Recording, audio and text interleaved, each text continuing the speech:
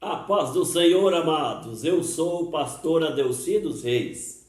Hoje estamos iniciando o segundo trimestre de 2021. E neste segundo trimestre estudaremos a revista da Escola Dominical que tem como título Dons Espirituais e Ministeriais. Lições comentadas pelo pastor Elinaldo Renovato. E hoje nós vamos estudar a primeira lição, que tem como título E deu dons aos homens. Texto áureo. Pelo que diz, subindo ao alto, levou cativo o cativeiro e deu dons aos homens. Efésios capítulo 4, versículo 8. Verdade prática. Os dons são dádivas divinas para a igreja cumprir sua missão até que o noivo venha. Amados, hoje nós vamos estudar a lição 1, que tem como tema, e deu dons aos homens. Dons são capacitações especiais e sobrenaturais como resultado da morte de Cristo na cruz do Calvário. Os dons espirituais são aplicados na vida do cristão através do Espírito Santo, como capacitação para que o cristão possa desempenhar um trabalho especial, um trabalho poderoso na obra do Senhor. Nosso enfoque nesta lição de hoje é afirmar a atualidade dos dons na vida da igreja. Vamos então para o primeiro tópico da nossa lição. Os dons na Bíblia. Ponto 1. No Antigo Testamento.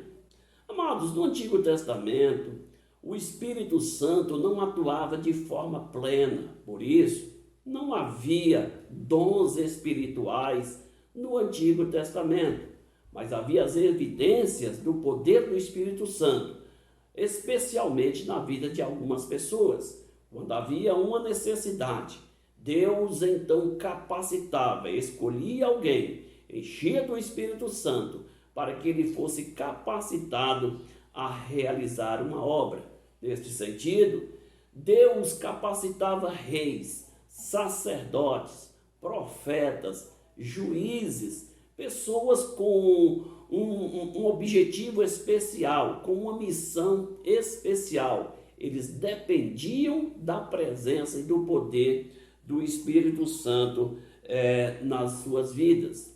Nós vemos também na Antiga Aliança alguns lampejos de manifestações dos dons espirituais. É claro que aquilo não era de forma plena, era apenas algo passageiro, era algo que simplesmente era uma demonstração do poder do Espírito Santo, porque o Espírito de Deus ainda não havia sido derramado de forma plena, como aconteceu no dia de Pentecoste. Então isso nós podemos ver que era algo que na Antiga Aliança era algo passageiro, era algo que vinha em uma condição especial. Ponto de número 2. No Novo Testamento. Na Nova Aliança, os dons espirituais, amados, são disponíveis para a igreja como resultado do sacrifício de Cristo. A partir do dia de Pentecoste, os dons espirituais passaram a ser operados na igreja de forma plena, turbinando a igreja, preparando os cristãos para fazer a obra, para pregar o evangelho e realizar sinais, para que o Espírito Santo pudesse operar na vida e no ministério que os cristãos desempenhavam no serviço da obra do Senhor. É assim que o Espírito de Deus, ele passou a agir a partir do dia de Pentecoste. E nós podemos ver que o Espírito Santo, ele ficou à disposição de todos, e os dons espirituais também ficou à disposição de toda a igreja.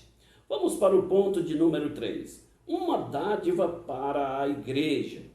Veja só, amados, os dons espirituais, eles foram dados à igreja como dádiva, como resultado do sacrifício de Cristo.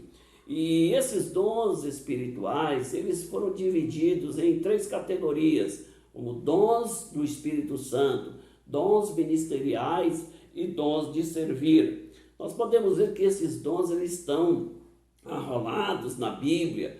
Nós podemos destacar os dons espirituais na carta de Paulo aos Coríntios, no capítulo 12, versículo de 8 a 10, depois uma outra seção no versículo 28 e uma outra relação dos versículos 29 e 30.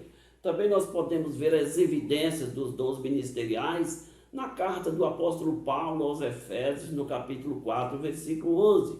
Vemos também os dons de serviço, arrolados na carta de Paulo aos Romanos, no capítulo 12, versículos de 6 a 8.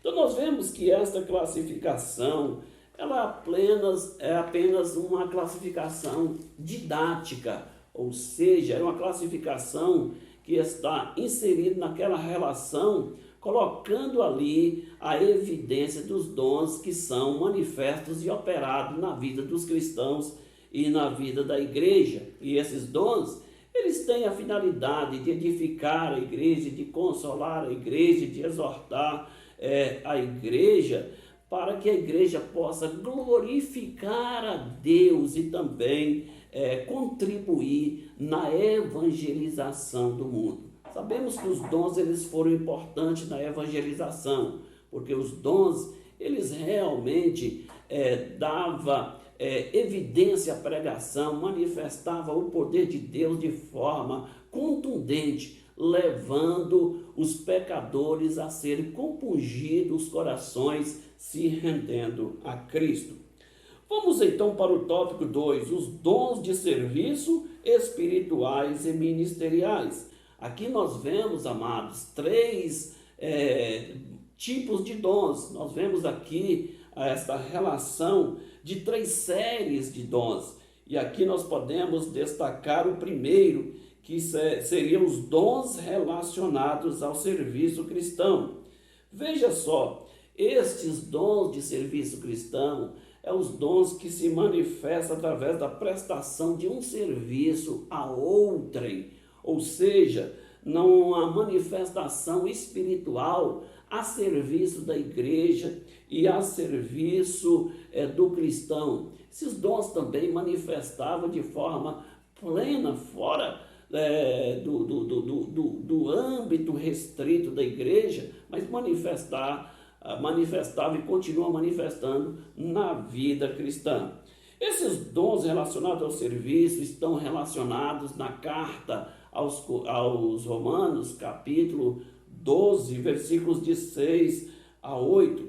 Então o apóstolo Paulo, ele estimula a igreja aqui a viver como membro do corpo de Cristo. O apóstolo Paulo, quando fala da igreja, ele coloca a igreja na mesma condição de um corpo. Um corpo, ele é formado de membros. Esses membros estão interligados uns aos outros para que o corpo tenha um funcionamento normal.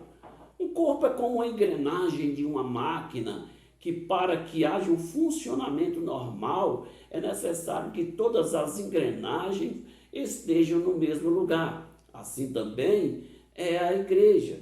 Nós vemos, por exemplo, na nossa vida, se nós deslocarmos para uma mesa para tomar um café, nós vamos depender do nosso cérebro para coordenar o nosso deslocamento. Nós vamos precisar dos nossos pés, vamos precisar dos nossos olhos para nós não esbarrar em alguma coisa.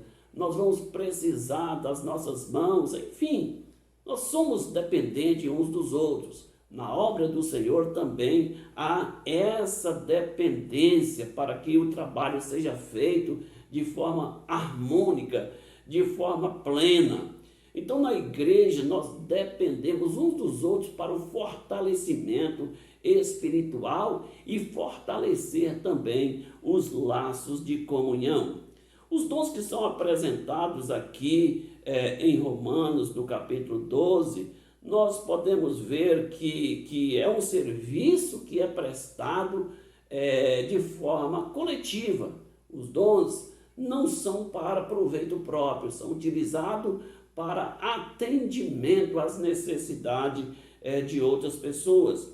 Por isso, os dons de serviço que estão arrolados por Paulo na carta aos Romanos, nós podemos ver manifesto de uma forma plena, utilizados para que a igreja seja edificada.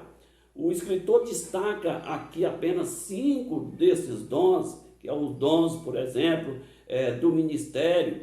Nós sabemos que aquele que exerce o ministério deve fazer com dedicação. Outro dom que é destacado aqui é o dom de exortação. Exortar é um dom. Muitas pessoas pensam que exortar é esculachar as pessoas. Não. Exortar é um dom para animar as pessoas, para convencer, para persuadir, para estimular. É um dom de aconselhamento. E esse dom ele é muito importante na edificação da igreja. Um outro dom também que é manifesto aqui é o dom de repartir.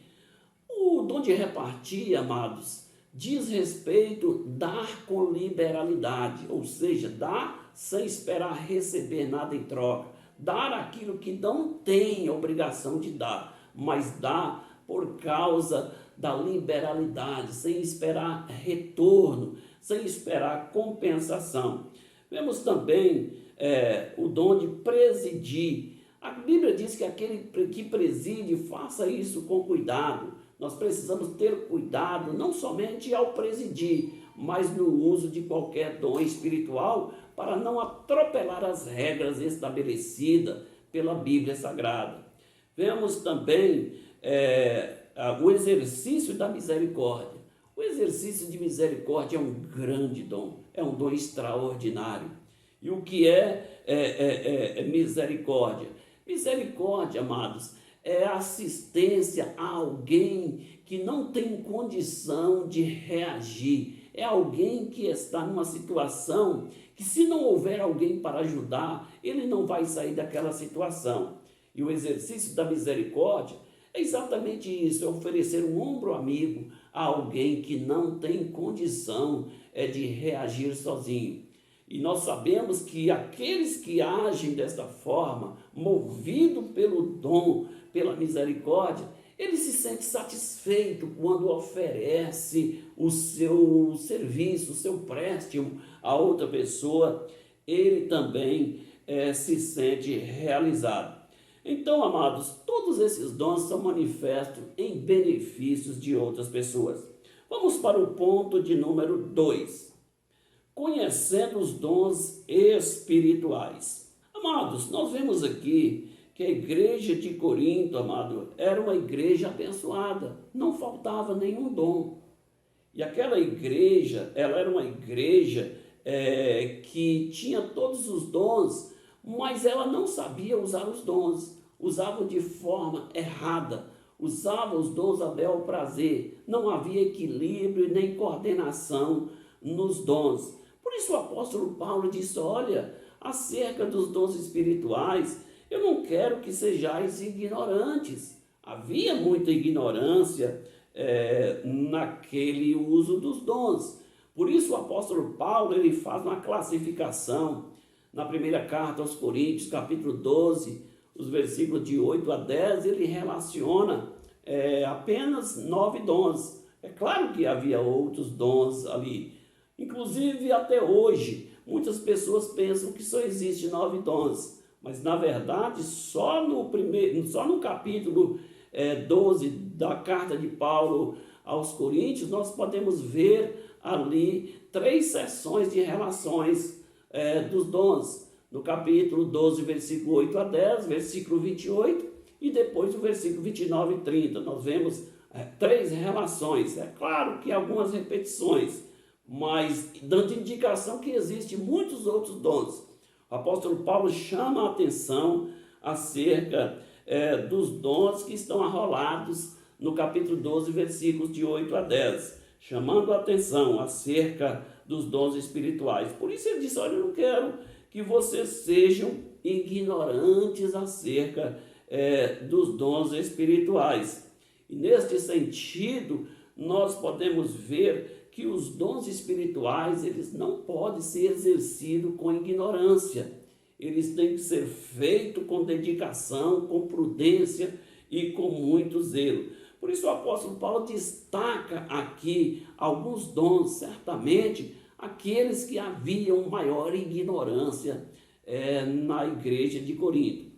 Durante o decorrer desse trimestre, nós vamos tratar especificamente, nós vamos abordar com mais detalhes acerca desses dons, mas hoje nós estamos dando apenas um panorama desta revista. Amém, amados? Então nós vemos, amados, que uma das características que havia na igreja em Corinto era a vida, em relação à vida pregressa dos cristãos que saíam do mundo e vinham para a igreja com as suas tradições, os seus padrões, os seus costumes, e muitos deles saíam do paganismo. E por isso precisavam também ter uma regulamentação, ter uma doutrina bíblica eficaz para dar equilíbrio à vida cristã. Observe que a cidade de Corinto era uma grande cidade da Grécia. E aquela cidade de Corinto, ela tinha o templo da deusa Afrodite, que era a deusa do amor, a deusa do sexo, a deusa da beleza. Afrodite, ela dava versão à deusa Vênus, que era, na versão romana, a mesma deusa Afrodite. Nós vemos que na vida, ou seja, no culto à deusa Afrodite, havia sexo, havia promiscuidade. Conta que ao templo à deusa Afrodite havia 1000 prostitutas, que eram prostitutas cultuais, prostitutas do culto, porque no ritual de adoração envolvia sexo e elas estavam à disposição de todos aqueles que iam adorar. E veja então que no meio desta situação havia uma promiscuidade grandiosa na igreja de Corinto, e muitos cristãos, eles vieram do paganismo, até mesmo com essas práticas. Por isso o apóstolo Paulo, ele passa a chamar a atenção para que eles pudessem ter realmente um viver pleno na presença do Senhor. Então, algumas manifestações espirituais na igreja de Corinto lembrava essas experiências do misticismo, da religião e do paganismo que eles estavam vivendo. Então nós podemos ver que os cristãos em Corinto, eles precisavam ser treinados, eles precisavam ser doutrinados, precisavam ser ensinados de forma correta acerca dos dons espirituais. E isso nós sabemos que também, em nosso tempo, precisamos também ensinar acerca dos dons espirituais. Precisamos aprender acerca dos dons espirituais da forma correta para que a igreja ela seja edificada. Vamos para o ponto 3, acerca dos dons ministeriais. Os dons ministeriais, amados, estão arrolados na carta do apóstolo Paulo aos Efésios, no capítulo 4, versículo 11. Então, esses dons ministeriais, eles também estão ligados ao serviço cristão. Veja só que os dons ministeriais são os dons de condução da obra do Senhor, de condução da igreja. Deus, ele deixou os apóstolos para conduzir a igreja, deixou obreiros para conduzir a igreja. Então, nós vemos que a Bíblia diz que quando ele subiu ao alto, levou cativo o cativeiro, deu dons aos homens, colocou na igreja apóstolos, profetas, evangelistas, pastores e mestres. Então Deus ele tem algumas maneiras de dirigir a igreja. Primeiramente, Deus dirige a igreja através da palavra. Veja que o Salmo 119, versículo 105, nos diz: lâmpada para os meus pés é a tua palavra e luz para os meus caminhos. Veja só, naquele tempo na Palestina, havia muitos escorpiões e víboras venenosas. E o povo, para andar na Palestina à noite, eles precisavam conduzir uma lamparina para iluminar os pés onde eles haviam de pisar, para não pisar em escorpiões ou cobras venenosas. E por isso, o salmista ele usa aqui essa expressão, que a lâmpada para os pés é a palavra e luz para o caminho. Então nós sabemos que a palavra ela dá estrutura, A lâmpada para os pés, pés fala de firmeza, de sustentação, de equilíbrio. E o equilíbrio na igreja vem através da palavra. Então, a palavra, ela é também a lâmpada para os nossos pés, ela é a sustentação para a nossa firmeza, para as nossas raízes, ela é a luz para o nosso caminho, ela indica o caminho por onde nós devemos seguir. Então, Deus dirige, Cristo dirige a igreja através da palavra. Cristo também dirige a igreja através do ministério.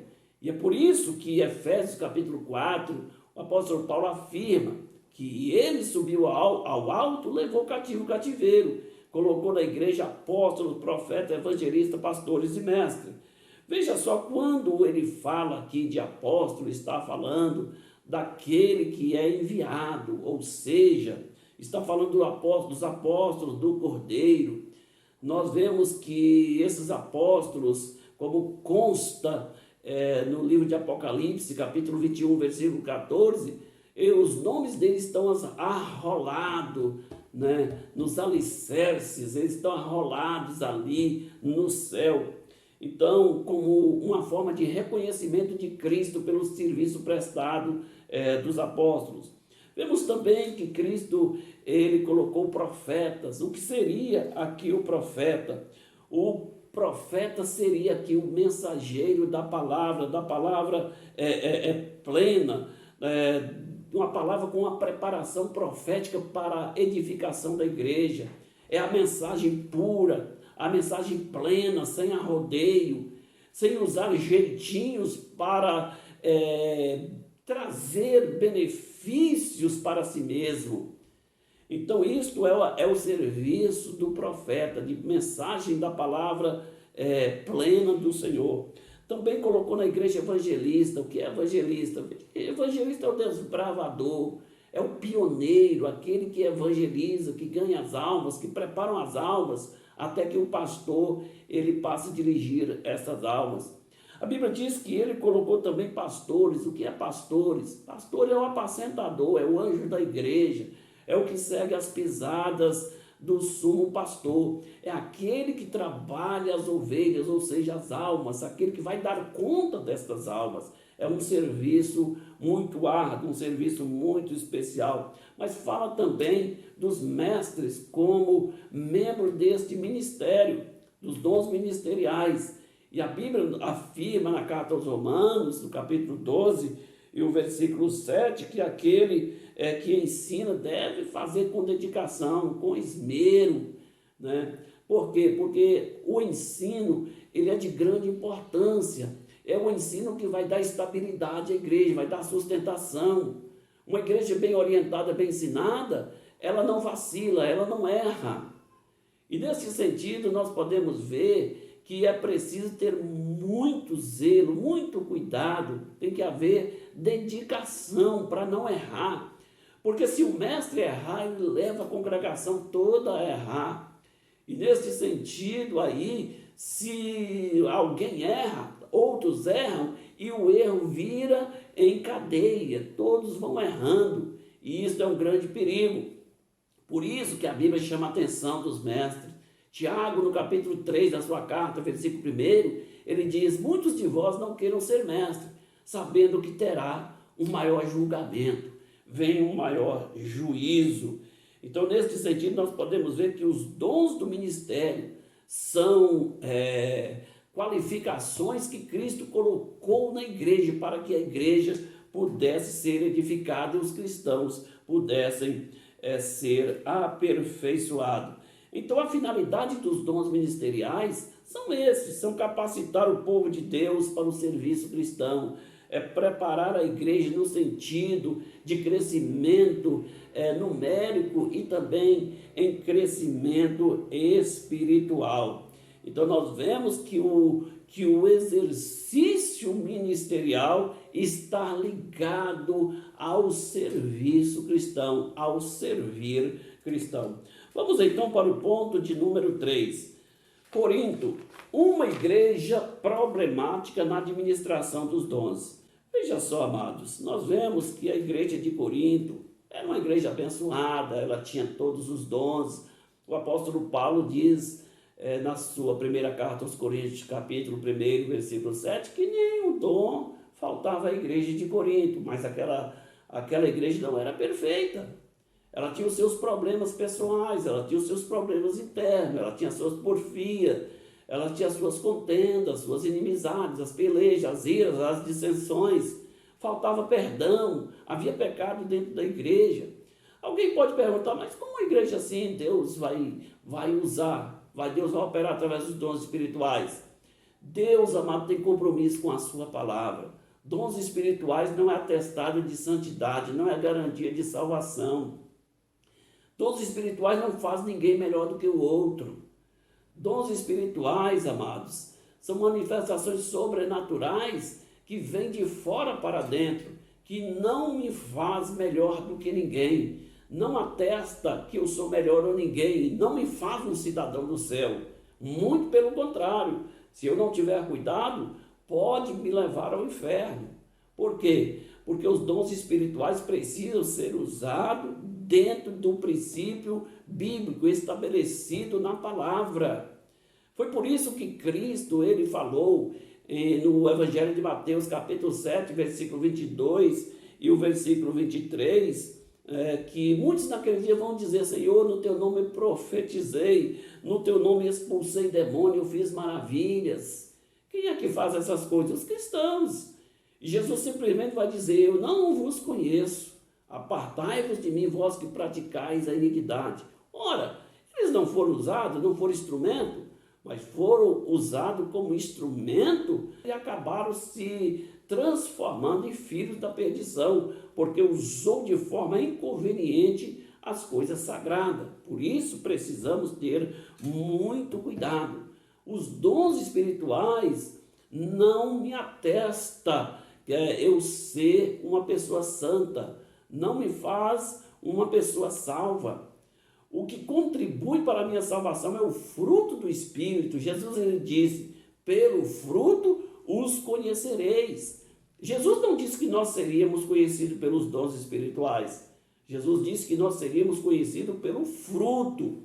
Então nós precisamos produzir fruto. Se nós produzirmos o fruto do amor, por exemplo, que dá equilíbrio, toda manifestação sobrenatural de dons e da vida cristã, certamente nós vamos fazer tudo com equilíbrio e com prudência. E se fizermos com equilíbrio e com prudência, nós não vamos errar. Então, nesse sentido, nós podemos ver, amados, que muitas pessoas cessacionistas, eles acreditam que os cristãos, alguns cristãos pentecostais, eles se acham melhor do que os outros porque possuem algum dom. Nós podemos ver que essa não é a verdade absoluta, mas nós não podemos também negar as evidências. Por exemplo, aqui na igreja de Corinto, não podemos negar evidências até mesmo em nossos dias. Pessoas que não sabem usar com equilíbrio as bênçãos que o Senhor lhes concede. Então o apóstolo Paulo, ele faz questão de tratar com os cristãos em Corinto acerca dos dons espirituais, porque alguém estava supervalorizando os dons em detrimento dos outros. E isto é um grande problema. Então nós precisamos entender que a noção de serviço aqui, que o próprio Cristo ensinou, é diferente. Jesus deu uma lição de serviço. Em João, no capítulo 13, nós podemos ver Jesus ele colocando água na bacia, pegando uma toalha e lavando os pés dos discípulos.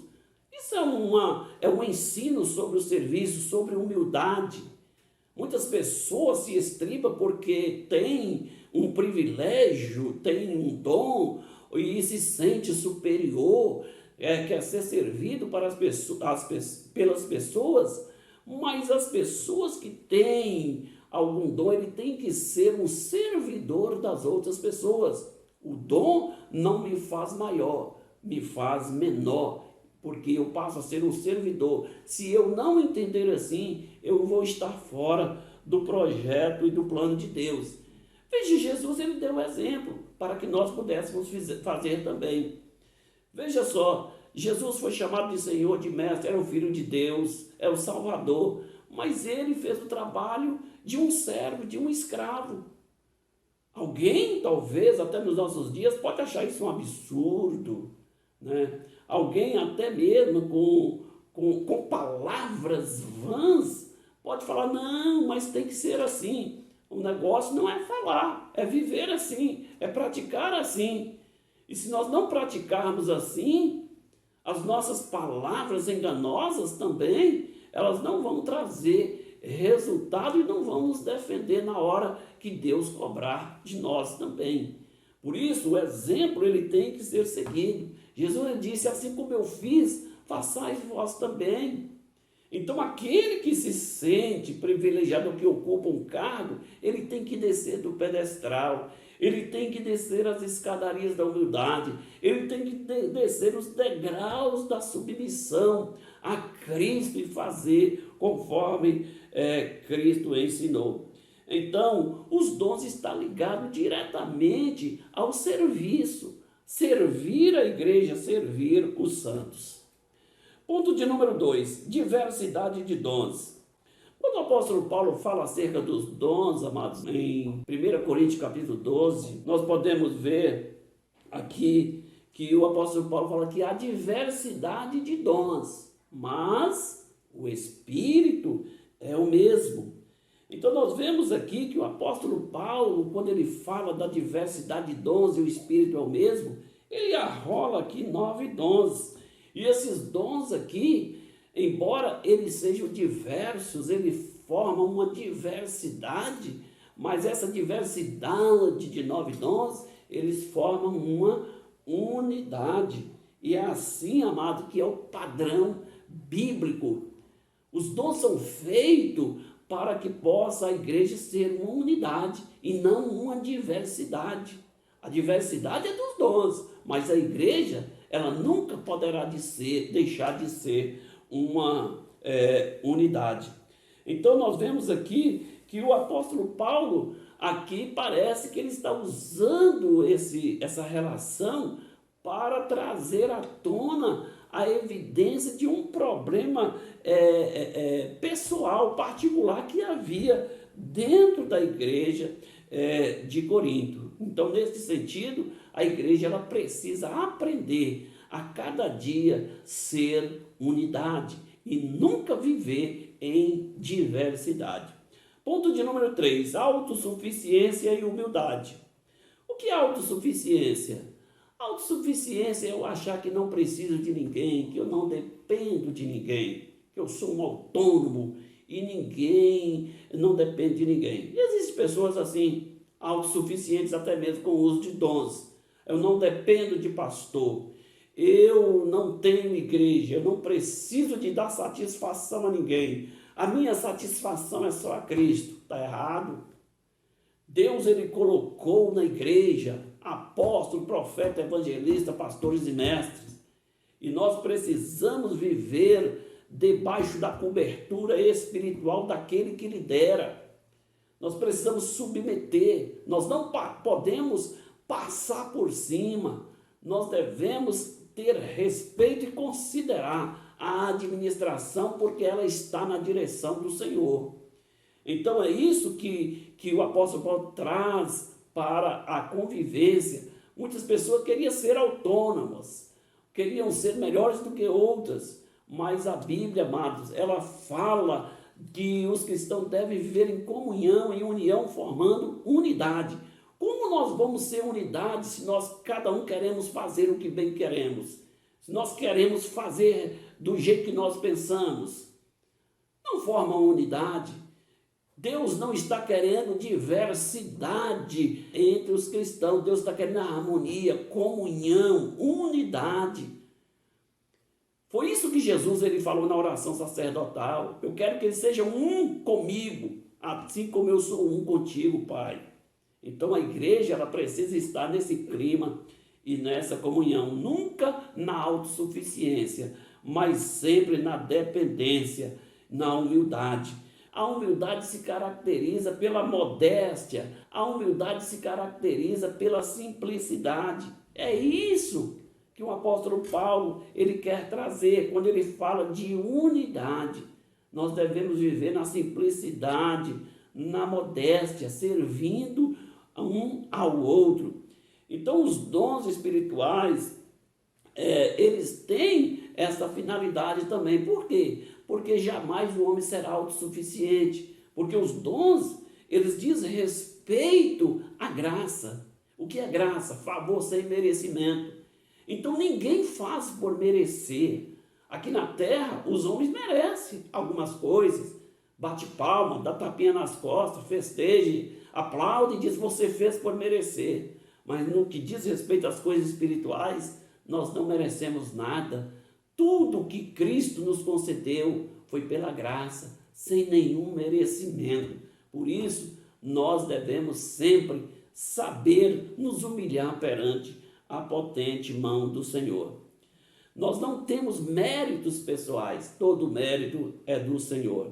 Então nós não podemos nos orgulhar, nós não podemos viver de forma arrogante, de forma autoritária acerca dos dons espirituais, acerca das nossas posições, ou se nós somos usados de alguma forma, nós não podemos usar o autoritarismo, mas a humildade, o amor, o temor a Deus, a reverência ao Senhor, a obediência também às autoridades que o Senhor colocou sobre nós. Então nós precisamos viver com o coração sincero, com o coração transbordante, com o coração cheio de amor, para que nós possamos realmente viver em comunhão, viver em união, formando uma unidade no corpo de Cristo. Amém, amados? Que Deus nos abençoe.